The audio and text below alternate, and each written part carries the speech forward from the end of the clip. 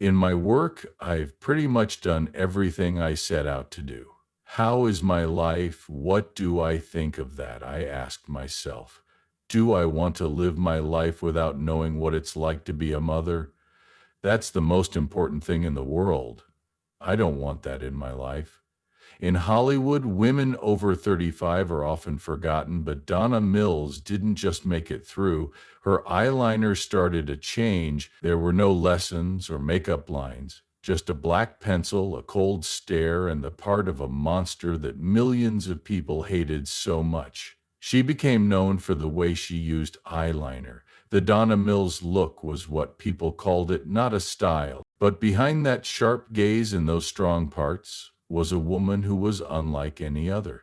She was never married, adopted a child when she was 50, worked as a secretary at a technical magazine, and had arthritis. She did all of this without letting a single wrinkle get out of hand.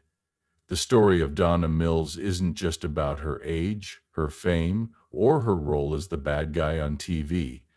It's the story of a woman who dared to break the rules, stay true to herself, and win in the most quiet way possible. Are you sure you know her from a few roles? Get ready to see her whole life through a lens you might not have seen before.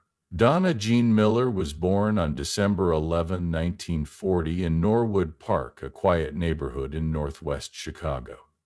In Norwood Park, kids grew up listening to trains and seeing light come in through closed windows. Don, her brother, was 10 years older than her, making her the youngest in the family. Because of that gap, Donna spent most of her childhood alone and in the silence of adults. She didn't have family meals or afternoons spent telling stories as a kid. It was less loud than that, like a black and white movie. There wasn't much talking, but there were lots of looks. Ambrose, her father, worked for Union Oil as a computer analyst. He was strict, early to leave and late to return. Bernice, her mother, was a typical housewife. She would never forget something about her mother, though. Her eyes were brighter every time she got home from her part-time job at the phone exchange. She had things to say. She laughed.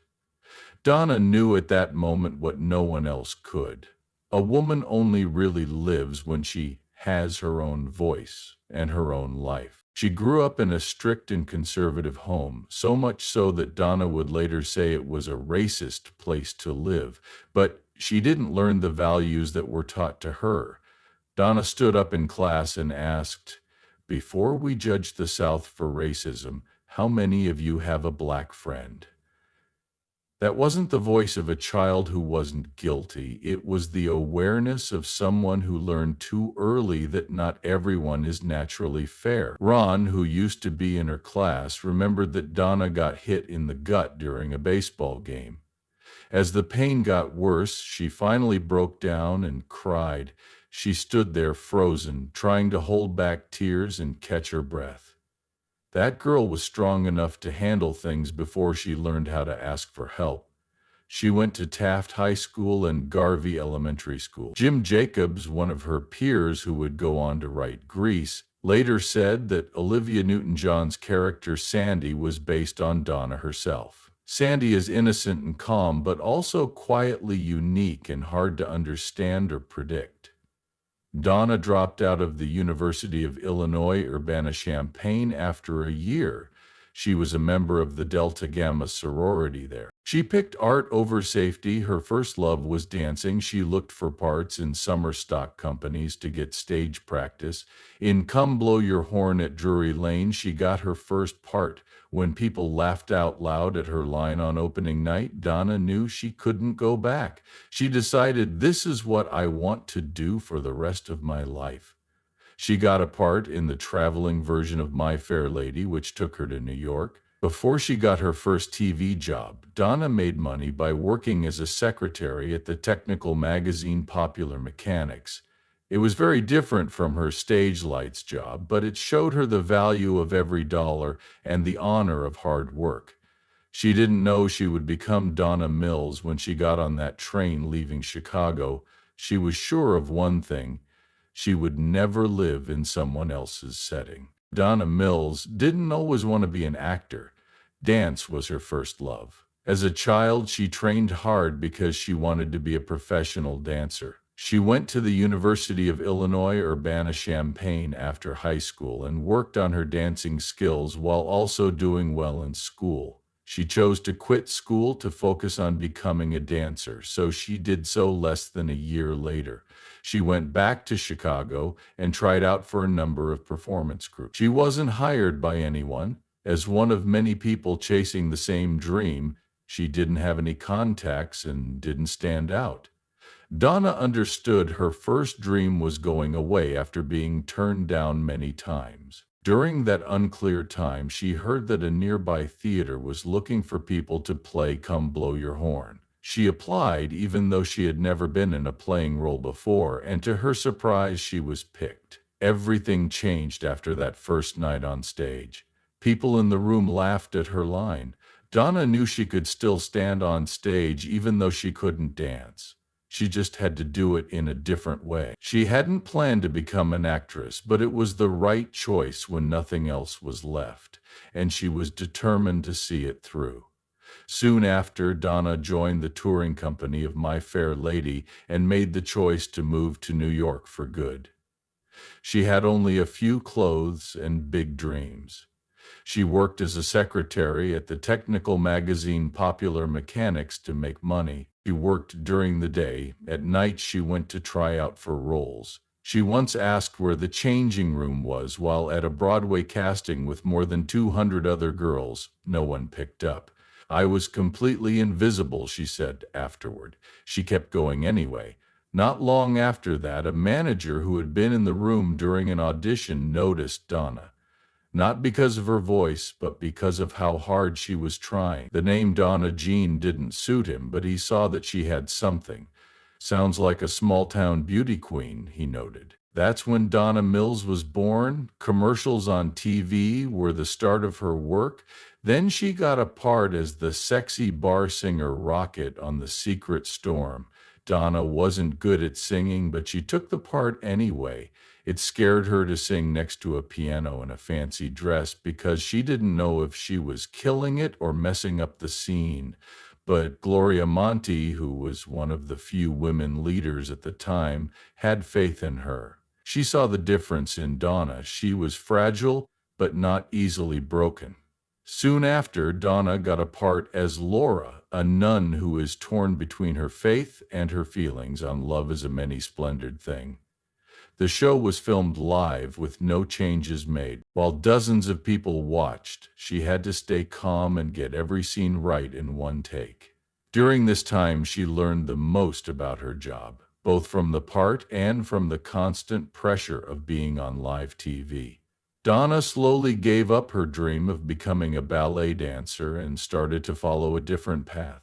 She wasn't picked from the start, but she got in and stayed because she was tough, resilient, and able to change. Donna Mills made her movie start in 1971 with Clint Eastwood in Play Misty for Me, a psychological thriller. This movie paved the way for her to get to Hollywood. But Donna didn't do very well in movies after that first hit. She was brought back to TV, where she played women who were in danger, being chased, or not able to fight back over and over again. She began to feel tired. I didn't want to keep being the woman tied up in a dark room or screaming in the woods, Donna said once. She knew she had to do something very different if she wanted things to change. Donna knew she had to work hard when she heard in 1979 that the TV show Knots Landing was looking for a strong, smart, and complicated woman to play a new role. The issue was that the directors did not desire her. They thought Donna Mills was a nice girl on TV and not the right type for a girl who planned things. She was determined to get the part, and she did. Knots Landing's second season was the first time we saw the character Abby Cunningham. Things changed after that. In just the next 2 seasons, the show's numbers went up by more than 50%, making Knots Landing one of the most watched shows on CBS in the early 1980s. Over 20 million people watched each episode on average, which is on par with big shows like Dallas and Dynasty. Notably, the most popular shows were all about Abby, and they were all about her seducing someone else's husband. Abby didn't cry when she won the case in court, when she smiled through scandal and still came out on top. She didn't break down. She planned and was in charge. This figure changed the idea of what a woman could be on American TV, not someone to love, but someone to respect. Donna didn't just act. She broke the TV good girl image that had been keeping her going for 10 years on purpose. And she was successful. A lot of people became interested in Abby's part. Women who watched respected her strength. Men who watched were shocked and wary. Donna remembered going to a party where someone quickly pulled her husband away because she was afraid Abby would do what she did on the show. Donna did all of her own makeup in addition to acting. She didn't trust the studio dressers, so she made a new look for herself. Cat makeup, defined blush, hair that stands out, and shoulder pads that stand out. It took her more than an hour every day to paint Abby's picture in the mirror. Because this wasn't just beautiful to her, it was a statement in pictures. Through Donna's hands, Abby's face spoke for itself. It was sharp, decisive, and firmly in charge. That picture became an icon for women in the 1980s very quickly. There were articles in TV Guide, People, Soap Opera Digest, and even Vogue that explained how to get the Donna Mills look. People magazine called her the woman who taught American women how to be smart, starting with their makeup. And Soap Opera Digest had a whole piece on how to do the Abby look with high blush and cat eyeliner. The Abby look was sold in beauty shops all over the United States, and Vogue named her and Joan Collins as two of the world's most powerful faces, faces that didn't have to shout to make a scene shake, not only for the role but also for how she handled her own image on screen. Donna became a pop culture star. She also showed that a TV part could define an entire age. Donna quit Knots Landing all of a sudden after 9 seasons when she was at the height of her fame. So she didn't want to play the part because she was bored. She wanted more, to be in charge of the stories she told. She began her own production company, chose the stories she would star in, and shaped the themes they carried. She played a single mother who traveled across America to find her husband who left her in the 1991 movie Runaway Father. The story was based on a real court case. In 1992's In My Daughter's Name, she played a sad mother who kills the man who killed her daughter. It was a difficult psychological part that tested her moral and emotional limits. It mattered that these movies had steady numbers, were shown over and over on cable, and made her one of the few female solo creators at the time. Donna did not make movies to get famous. She made them so she could see what the message was and make money from the things she chose. I was never poor, but I always had to watch every penny, she said. That's how I was brought up. I always had a lot of money saved, no matter how much I made. That sense of control and responsibility helped Donna live a steady life. There were no problems, breakdowns, or other things she had to do besides her art to stay alive. Things kept going well after that. Donna Mills got a Daytime Emmy Award for her part in General Hospital in 2015. This was more than 40 years after she started her business. She had already won 3 Soap Opera Digest Awards for her great bad girl parts in 1986, 1988, and 1989, which was the height of her Knots Landing career. Not many people can say they were famous once, then took a break, came back, and still won. It was Donna Mills who did. Donna Mills has never been married, but that doesn't mean she loved him. Love came to her late and slowly, but when it did, it always changed her life. Donna had a number of relationships when she was younger. Some only stayed a short time, others longer, but none of them really stuck around in the end. One of her first known relationships was with film director Alan Adler, who was smart and charming but lacked the emotional depth needed for a deeper relationship. Then there was actor Vic Villario, who blew Mills away with his good looks and love of the arts. But they broke up when they learned their plans for the future didn't match up. She was in a relationship with Richard Holland for 20 years. Holland was an advertising executive and the father of a son named Damien from a previous marriage. Holland was previously married to singer Shaka Khan.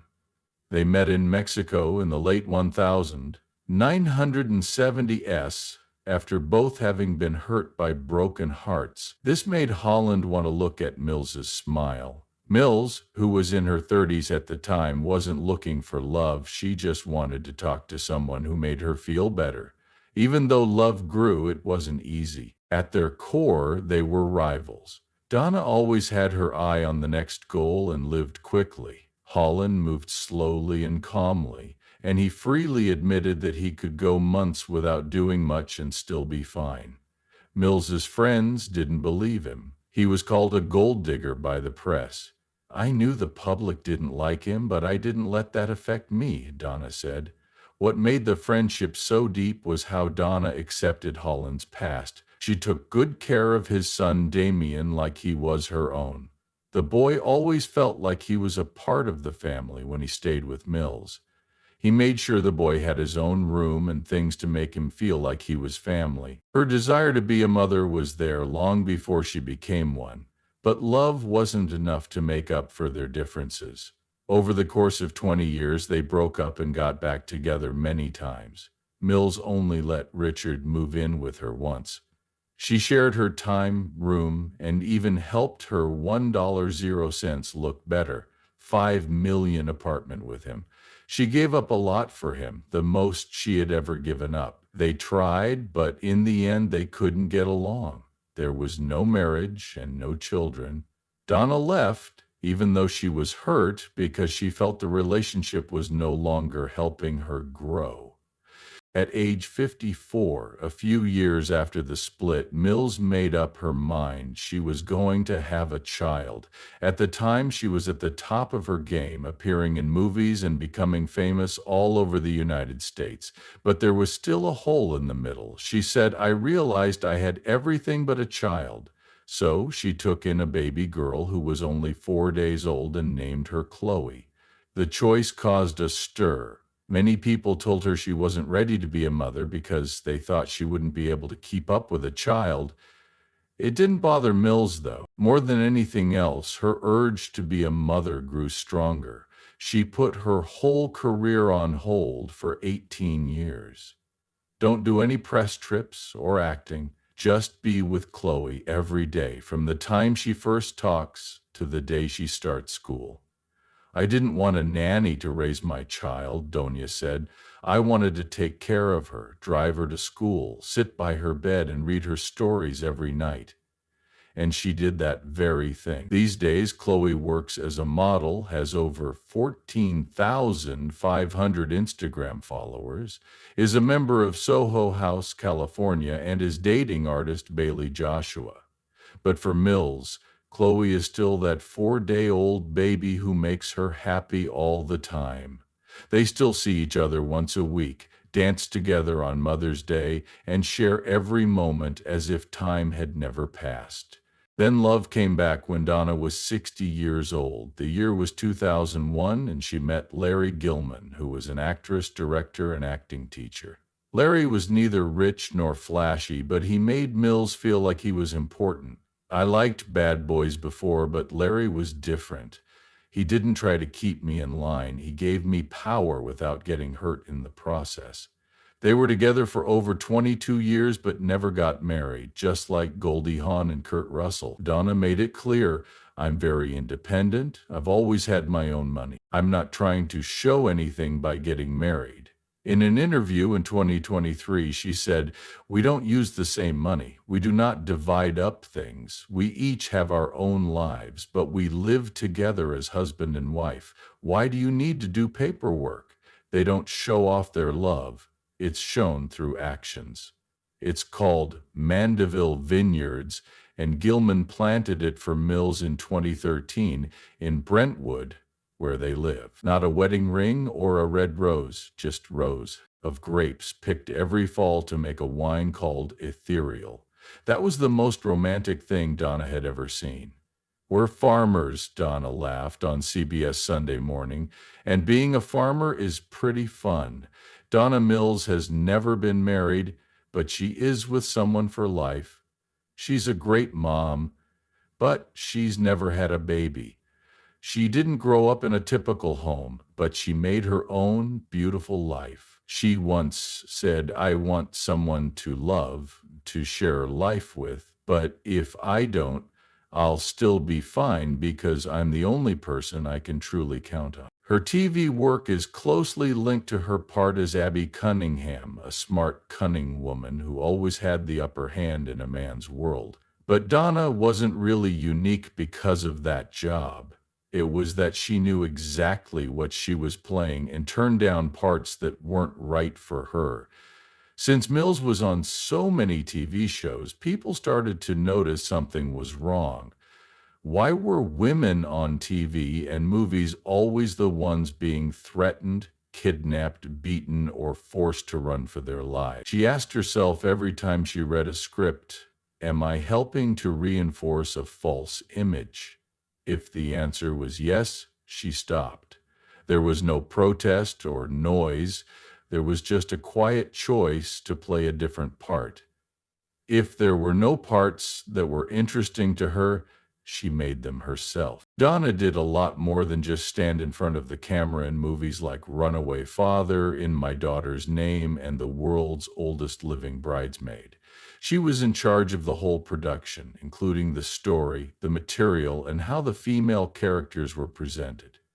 Back in the 1990s, when TV was still mostly for men, this wasn't something many people could do, but she did it quietly and without waiting for permission. For that reason, Mills wasn't a pioneer when it came to actors who came after her screaming slogans. She only proved one thing: you can refuse to do something. The freedom to leave a job that doesn't help you. The power to either wait for or make the part that does. Dawn Mills still lives that way, even though she is 80 years old now. She didn't hide the fact that she had arthritis when she was told she had it. She spoke out about the disease without shame as a spokesperson for BEAT, a group that raises knowledge about it. She didn't keep quiet when abortion rights became a public issue. When the earth wasn't being taken care of, she joined ECO, a group that protects nature. She never asked to be heard, she just spoke up because she couldn't hold back. And that might be the most important thing Donna Mills leaves behind. A way to make art without asking for approval. A way of living that doesn't depend on being approved of. A job that she built herself, barefoot and without saying sorry. No one was told to be like her. She lived that way so women in the future would know that you don't have to please anyone to be there. Donna Mills is 84 years old now, so she doesn't play the victim anymore.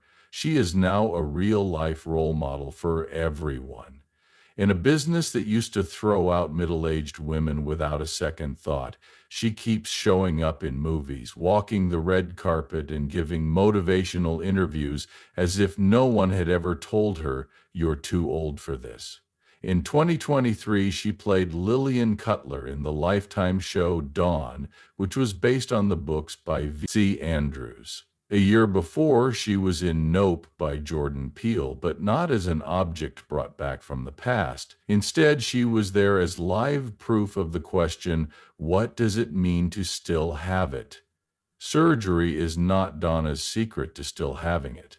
No Botox or following the latest youth trend, she's never had any kind of plastic surgery. Still, everyone who sees her agrees that she doesn't look like she's in her 80s. She told Fox News Digital, I'm not a superhero, but I always look at the big picture. I work out almost every day. To be more specific, she plays tennis 5 times a week for 2 hours each time. She uses a Peloton to ride bikes at home and a ballet bar to stretch. This is part of a practice she has had for a long time, because she has always loved ballet. She sticks to a clean diet, putting veggies and protein first, and she never goes out in the sun.